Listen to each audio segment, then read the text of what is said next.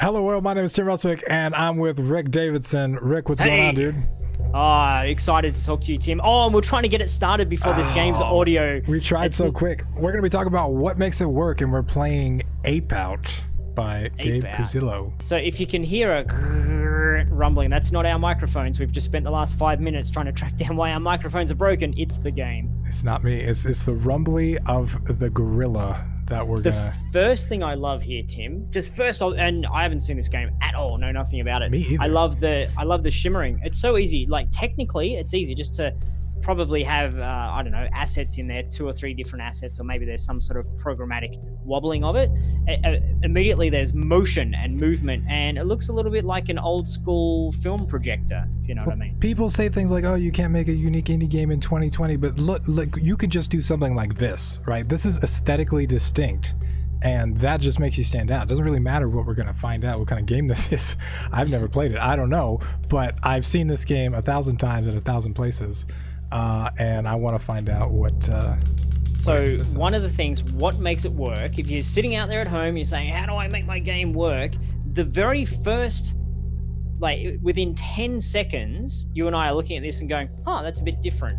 That's how you make it work. That's you how can't confuse it with another game. There's no way. You can't say that game with the crazy orange gorilla. You can't be like, oh, that was Skyrim, right? Like this. Yeah. I would like to point out that before we got to this screen, there was a loading screen that did not have any loading indicator progress on it. That's super frustrating. And it froze my computer and I had to restart.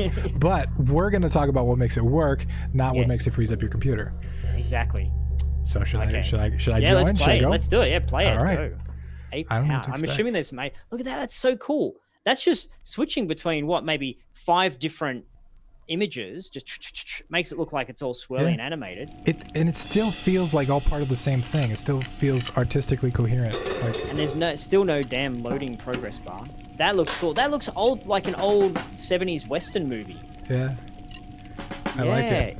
You don't have to draw your inspiration from all the other games out there. Draw your inspiration from movies or from books. That was cool. I like that. This is cool. I'm gonna like this. I feel like I just run around and smash people. Oh, it's totally like an old movie. Yeah, with the credits rolling out, and you're playing at the moment, right? Yeah, I'm playing. I'm smashing people. You know what I noticed is these shadows right here. Phasmophobia actually uses a similar system for 2D shadows, but it makes it seem 3D. It's a 2D game.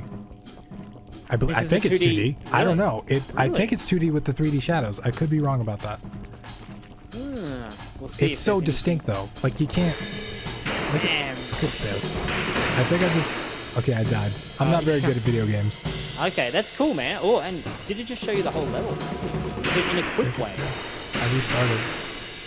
Oh, this is very hotline. Rick, maybe we should have had some preparation here. Yeah, okay, so it did show me the whole level, and it says dead, but now I kind of know where I need to get to, which is cool. Let's look at this screen for a moment. That's showing you goal and feedback and progress all at the one time without any... And you know, if you've watched our videos, I am a fan of treating gamers like they're clever and like they've played a game or two before. It's not saying your progress. It's not saying 15%. It's just... oh, that's a level. Right. Oh, and that's how far I got. Oh, and I suck. And it lets me know. But you know what else is so cool about this too is like not every player would enjoy something like this, and it's really fast. If I just click, it goes away. Wow. And there we go. And I'm back to this. And if I die, come on, guys, come on. And then it's just so quick. I click and I skip that. But then I click again and I'm back in the game instantly. You're back in the there's boom. None of this like load and hey, well done, and that's clever setup. The player, if it's a quick game that you're supposed to fail a lot, then like back again. Yeah. Doesn't make you wait. I like that. I love how it just jumps into the action. It makes you want to really like run at people. The guy, what sort of graphics have we got? Like, is that, you're saying 2D? Is that a 3D model just with some weird shading?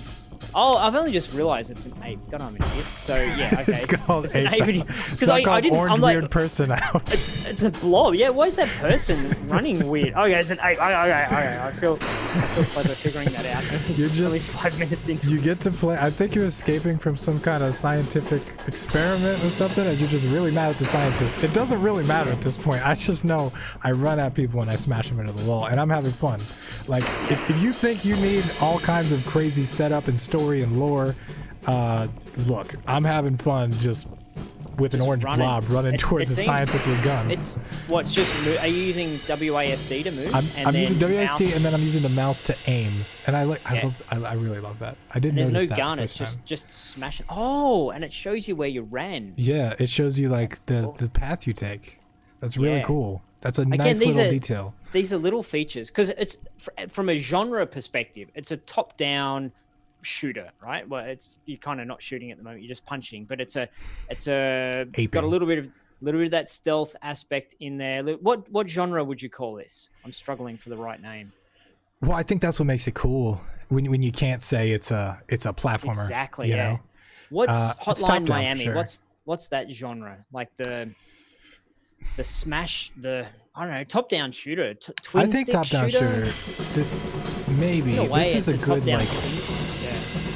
I don't know. It's a good like change up of the genre. Like I don't feel like I've made games like this where I aim with the mouse and I move with WASD. I've made a ton of these, but this doesn't feel generic. One, because aesthetically it's distinct, but two, like they made pretty much a top-down shooter without guns, right? Like I don't have any guns, and that makes everything play differently. It makes you just it's not the same thing that everything else. There's a reason for it. The reason is it's not just yet another kind of renegade guy who's escaped from prison. You're an ape. That's the reason you don't have a gun. Of course, an ape's not going to hold a gun. Look at him, he's huge. He's just going to go smack the guy into the wall. And so the skill here is you trying to dodge and navigate away from being shot at. Right. Maybe you do get a gun later on and make me look like a fool, but. I love, cool. I mean, aesthetically, it's got this really cool, like, thing going on, right? But it's also, like, it's leaning into the premise of the game, which is the ape is out, right? Yeah. Ape out. And I feel like an ape. I even notice with the movement controls, when I'm aiming forward and I go to the side, I'm slower. I'm also slower when I go backwards, but when I go forwards, I go faster. So that's what we see. Yeah, you see the ape in the zoo who runs at the glass and makes everyone go flying. Runs and it's got away, this scared. Interesting like feel to it. Like at first I thought it felt clunky, but it feels. I feel like an ape, which is good. Like it's got this good feeling to it. Like I feel, and the animation really seems to really convey what I'm doing. I love the title sequence too. The type, yeah. So I want to talk about the aesthetics a little bit because this is really, for me, this is so awesome and right on my mind. What is it having a comic book feel, or is it having an old movie feel, or is it? It's got a little bit of both, but I feel like it's got a unique thing to it. Like for example, this game with like generic programmer art and kind of deal would not be anywhere near as amusing as with this whole like aesthetic style, right? Like this really adds a lot to the game. But if you look at it from the point of view, like I'm always inspired where I see an art style that I think I might be able to do that because there's a technique as opposed to a craftsmanship in. Like the ape is pretty cool, but whoa, what's that? You can grab a guy. I can grab That's him. Awesome. That's so cool. There's a friend killed him. That's great. So so you can get an ape model. And then because of the shader that's used on this, it's just solid with a little bit of what around the edges, a little bit of fuzz around the edges, which I think is really cool. But the solidness, that's not super tough. You can do that in your 3D program. You can go and make an ape look okay, but then just cover up your imperfections by having it as a solid color. That's great, but it doesn't look like that's what they've tried to do. It looks like a style. Well, and I think the mistake a lot of people make is they try to make, like, they think that good art equals AAA art, right? They think they need that realistic look, when in actuality, it's not so much good or bad, it's like, is it distinct or not? Is it aesthetically pleasing or not, right? Like you can make a game with squares and cubes and stuff if you know your colors and you understand your relationship between things and you all these little cool aesthetic details. Like even the tutorial, right? It told me to right click and it's kind of in the game aesthetically, which is nice. And then this camera angle with the, whether it's 3D or 2D, it kind of feels like it's 2D with that 3D with the camera super high up and all of the world geometry is it 2D or 3D? How's the camera not going over the I'm top pretty of sure objects? Phasmophobia happens to have this mechanic, and the way that this shadow blocks this, I'm pretty sure it's the exact same. How do you create effect. that though? What's the technique? There's a lot of math involved. It's but I did some research on this. I could be wrong about this. This could be 3D. I don't know. This looks 2D to me though, and that would be really impressive if it's a 2D game. It could be, yeah. This is cool. If you take your 2D wisdom and look at it that way, if I was to do this 3D, I would say that the camera is lower than the top of these objects. So the camera collision, the camera is actually, I don't know if you can see my hands over here, but say here's the wall and the character's down here. The camera is not all the way above it. So the camera is still staying within the geometry of the objects. And that's why we're not seeing over the top of the blocks. Because if you saw that, the camera would get blocked the whole time. So it's just literally a directly top down with the colliders of the geometry keeping the camera where it's supposed to be. So I think the fact that we're even having this conversation, I think, is a plus to the game. Like it's cool to have an aesthetic style where people aren't really sure how you pulled it off. I think that's cool. So UX wise, I love the way this happens. Is like this is where I learn to grab people, right? And it's got right click. And then a lot of the people that I encounter are set up for that experience. And it's ready to give me something cool to happen right when I hit the right click. That moment was a classic Mario moment, wasn't it? Where it says, here's a thing to do, and then you immediately have the ability to do it. There's nothing else you could have done in that instance. The guy was right there. All you're going to do is grab him. So that's a clever way of introducing a new thing. Tell them and then get them to do it straight away. And I've noticed several other people in this level too. They're kind of like, they want you to do that. They want you to test that out and try it. The people in the level want you to smash them like that? Well, they're probably upset now because I like the power of just smashing through those. Yeah, it really is on theme, I think. Why these guys with the bluish outfit? What are they all about? They got a shotgun, it looks like. Okay. Oh, they're scary. I don't like them. So from a design point of view, it really passes the first 10-minute test. You play for 10 minutes, you're like, man, this is so cool. For sure. And then what makes it work, the question we go to next is, why would you play this for 2 hours? You know, we know now why you'd play it for 10 minutes. It feels good, it looks good. There's not, it's not a crazy different. They're not reinventing the way video games are played, but taken a genre, done a couple of tweaks to it that makes it feel really different. But what do we need to see over time to have it feel good? Look at the succession of like enemy types that I've seen, right? Because now I just have this guy that explodes, right? This is the third enemy type I've learned about. So they're teaching me the mechanics, but they're also kind of onboarding me and teaching me one thing at a time, which is really, really nice. And I kind of get to learn the tools that I have available. See, now all 3 of them are right here, right? And now I got to kind of work harder to just get the same distance. And then this shows me that I was so close. That makes me want to keep playing. And when you die, do you go back to the start of this level or start of everything again? Is it I think I started section 2, which is like the middle part of this. Let's see. Okay. Yeah, 2 heating up. Heating up. That's good. I'm a fan of checkpoints. I'm a fan of games that... I like how you going there. Oh, and these surprises. Where is he? Just come through the door. I like games that allow us to make the story. So there was no introduction where there's a mad scientist saying, I've accidentally gone and created an ape that's crazy, you know, everyone run.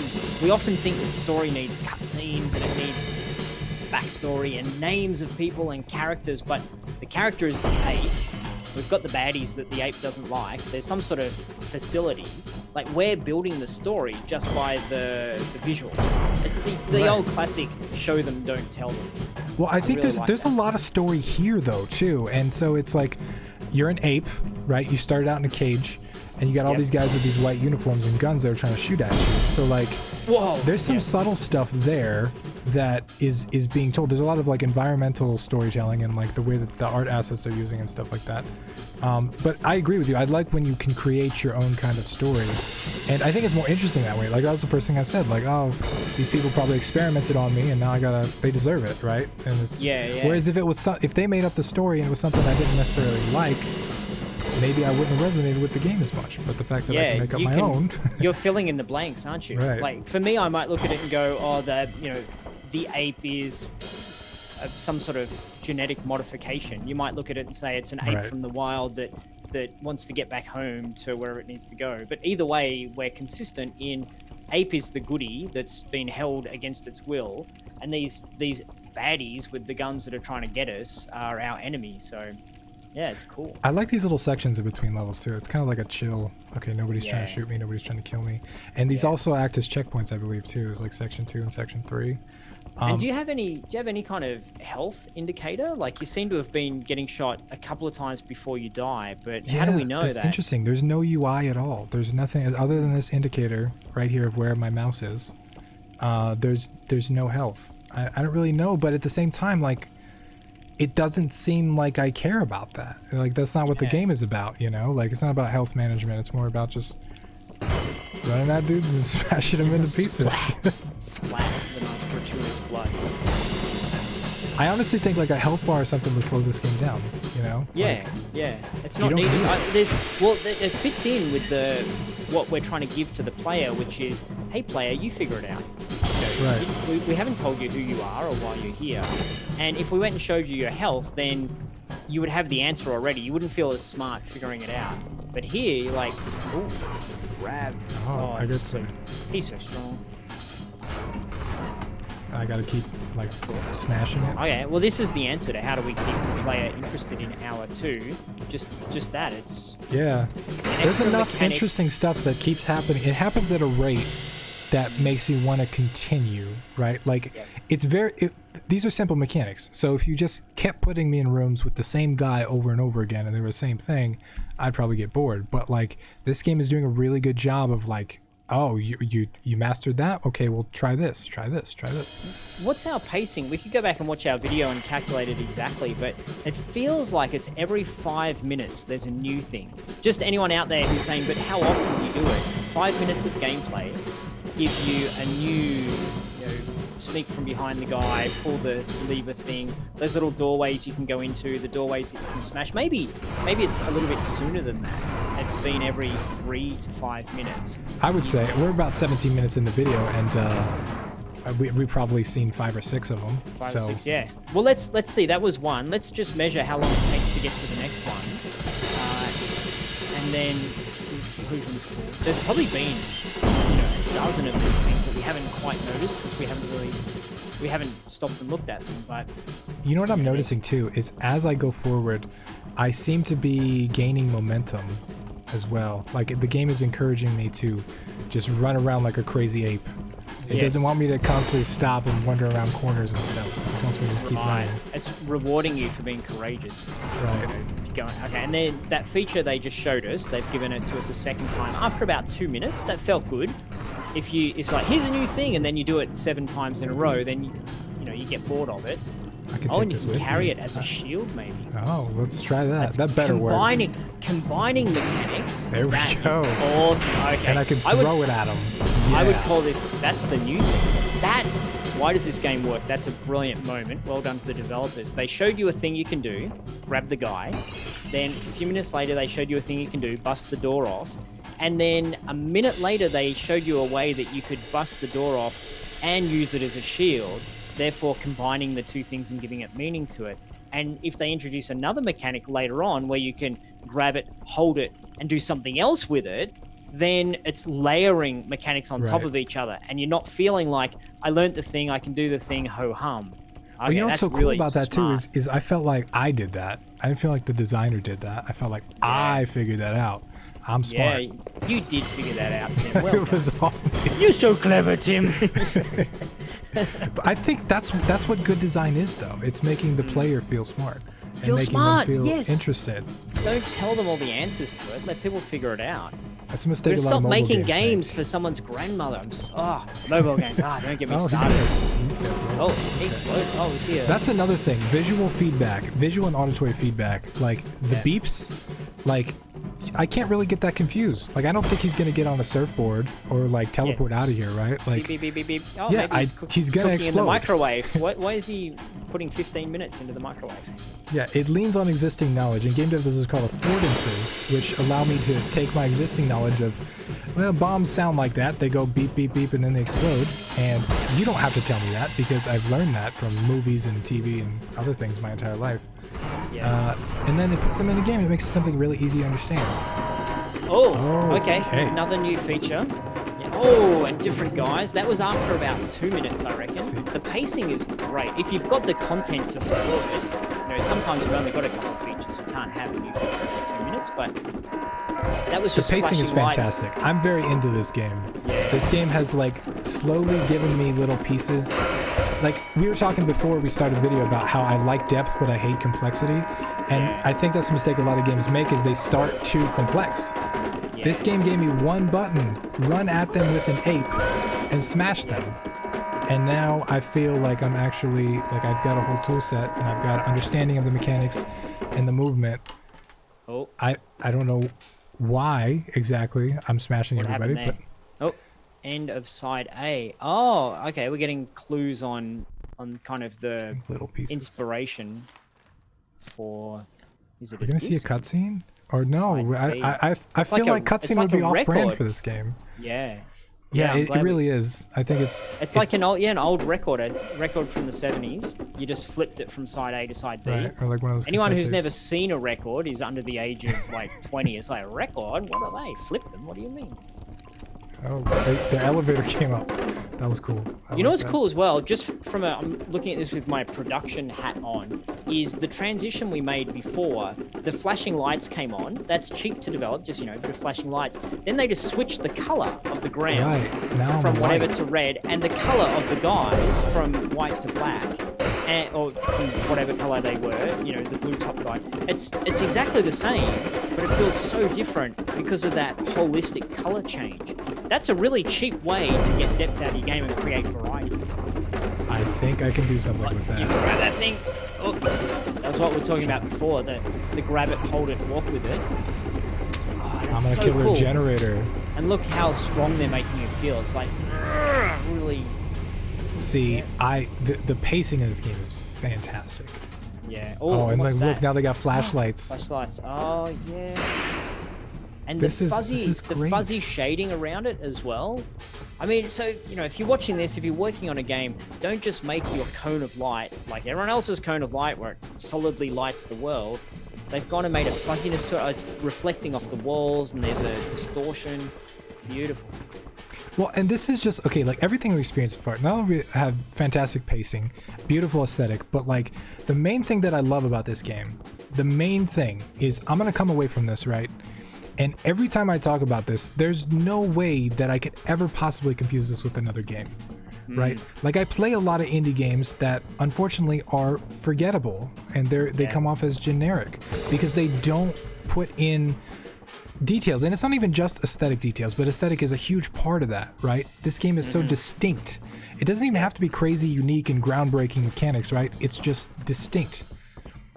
You can't forget it. This is very memorable for me. Yeah, the word I always bang on about is remarkable. This is exactly remarkable because you want to turn to your friend and say, check this out. Why is it remarkable? Oh, because you're an ape, not a guy, and you're powerful and you smash guys. That's remarkable.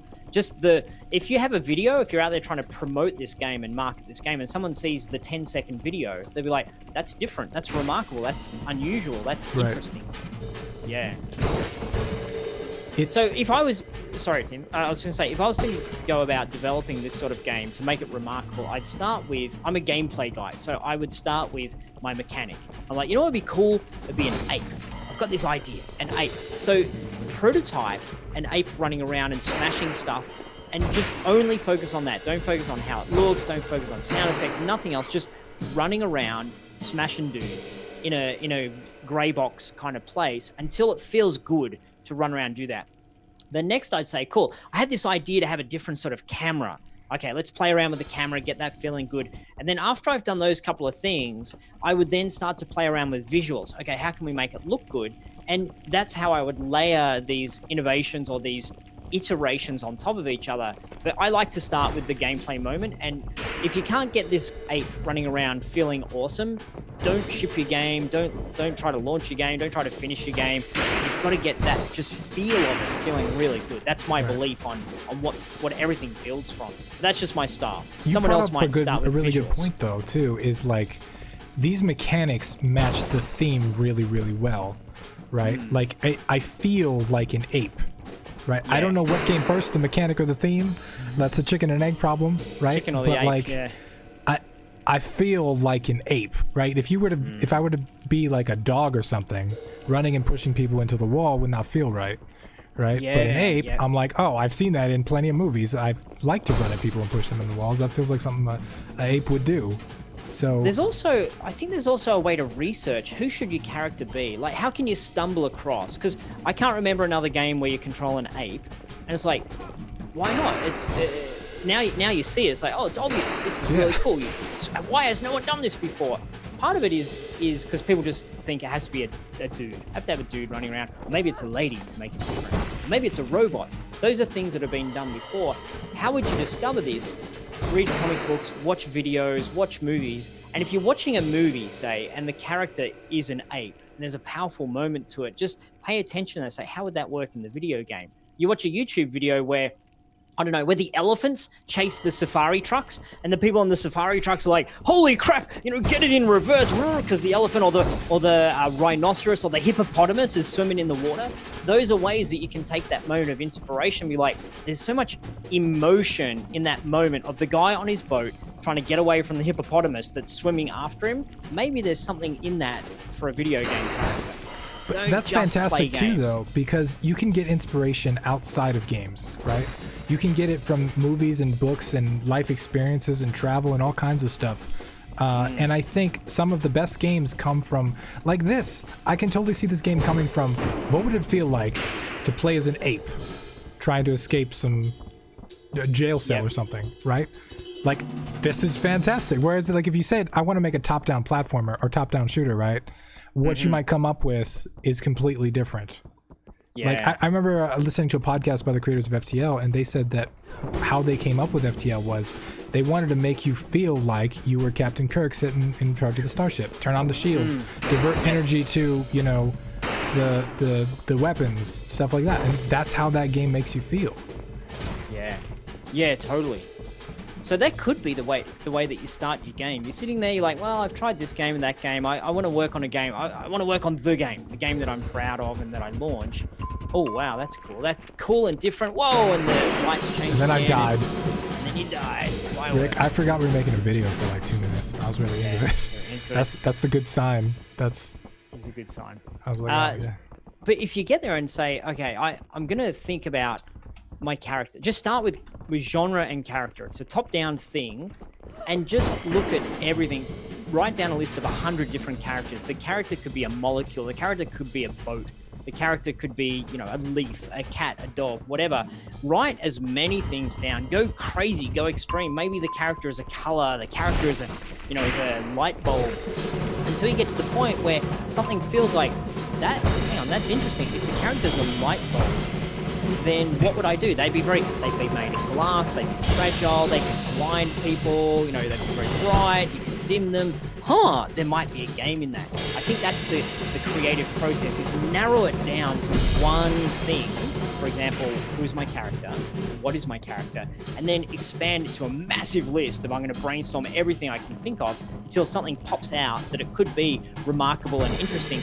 Then go and prototype it to see if you can get the feel of being amazing. And then you've got a game. I think that's fantastic. One last insight that I think I've learned that I want to share, and then we'll kind of summarize. I've noticed the more I play this game, the less I'm trying to kill people, and the more I'm just trying to go. And I feel, I don't know what the story is exactly, but I feel like in my story, that's what's supposed to happen. I don't really care about killing the people. I just don't want them to shoot me, right? And I feel like that's an evolution of mechanics on top of story, on top of theme. and it's kind of an evolution of gameplay on top of that, and it's just, I think it's really engaging. That could be if the developer is doing play testing, which you should always do, and watching people, they're like, you know what? After a while, people just don't bother killing anymore because the thrill of the smash has worn off. Let's build that into the game, and that's why they introduced that stealth element of the flashlights, where it does say try to run around these guys. So they're embracing the fact that you get a little bit fatigued with that core mechanic, and they're saying, well, let's reward you for not doing that. I think that's a smart way to design that in so people don't get fatigued. I think this game is fantastically designed. So in summary, Rick, what makes it work? Makes it work is a really lovely game feel. I wasn't playing it, but you telling us it's awesome. The game feel of moving the It ape. looks like it feels good, which is good It too. feels good.